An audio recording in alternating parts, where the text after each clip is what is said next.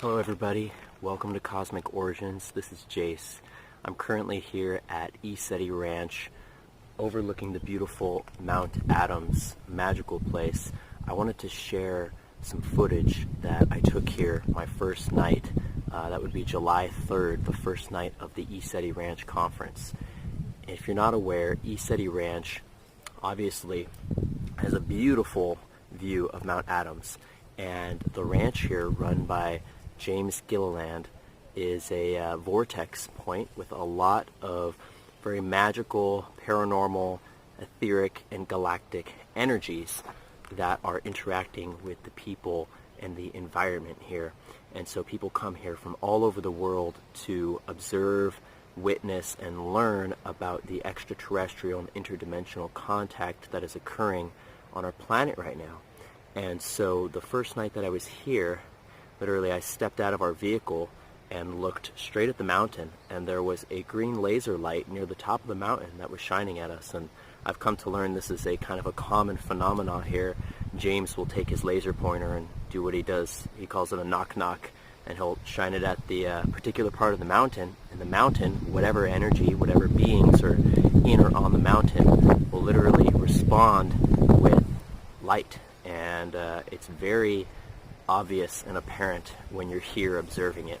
But anyway, I didn't get footage of that, but I did get footage with night vision goggles of some very interesting things in the sky. So I want to share that. And I'm going to preface this with saying that in this piece of footage, in the first one, you're going to see an orb that is very bright and moving off to the left direction. And then the camera is going to pan to the right, and you're going to start to see several orbs, about 5 or 6, come into the frame. And these orbs are in the open night sky. They are not visible with the naked eye. Could not see these without the night vision.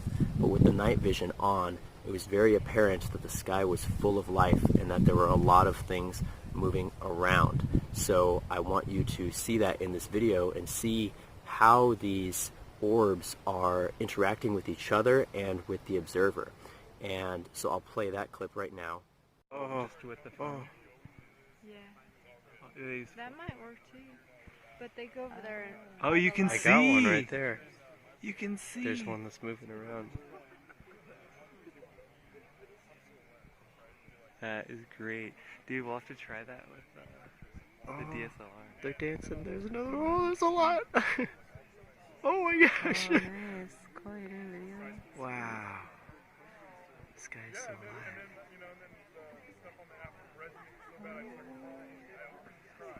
Oh, dude, that's a good one. that's perfect. It changed positions like 3 Oh times. my gosh. Yeah, go shoot some pictures of the light. That's how people get without the binocular. And in the second clip, you'll notice it's a very similar thing, but in this clip, we're going to be looking at one particular orb that does a loop-de-loop and comes back around. So I'll play that clip now. That looks so crazy when you do take a little scoop. That's so smart. You gotta have a flash on the camera. Okay. Turn the flash on. Oh wow. Oh, that's so bright.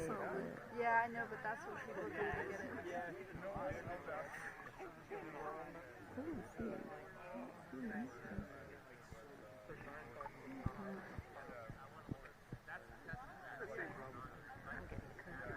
Alright, turn the light on. And I think the most important aspect about these pieces of footage is what we're actually observing. A lot of skeptics will come at this and say, oh, it's a satellite, it's an airplane, it's a bird, right? But what we're seeing here defies all of those laws of physics and logic. If it were a satellite, these things would not be traveling in the directions and making the kind of turns and angles that they are. Satellites travel straight across the sky, either linear or curvilinear. They usually flare once before they disappear, right? With these orbs, you're seeing what appears to be very direct, intelligent beings that seem to dance around the sky. And to me, what it looks like is when you look into a small pond and you see lots of microbial life moving around. That's the kind of feeling I got when I was looking up at the sky. there would be so many different orbs doing so many different things. Some would shoot across the sky at thousands of miles an hour, something that no public vehicle can do. And others would make crazy turns, do loop-de-loops, and some of them would even interact with the observer's consciousness. So what I witnessed personally that I found was very profound was looking at some of these orbs. When they would notice that I noticed them, they would change their behavior drastically. So what I'm talking about is one of them I saw coming across the sky, must have been thousands of miles an hour, extremely fast, like a meteorite. As soon as I saw it, it stopped in its tracks, stopped on point, and almost pretended like it was trying to blend in with the night sky. To me, it was being like, oh, I'm a star, you don't see me, I'm just going to sit here until you look away.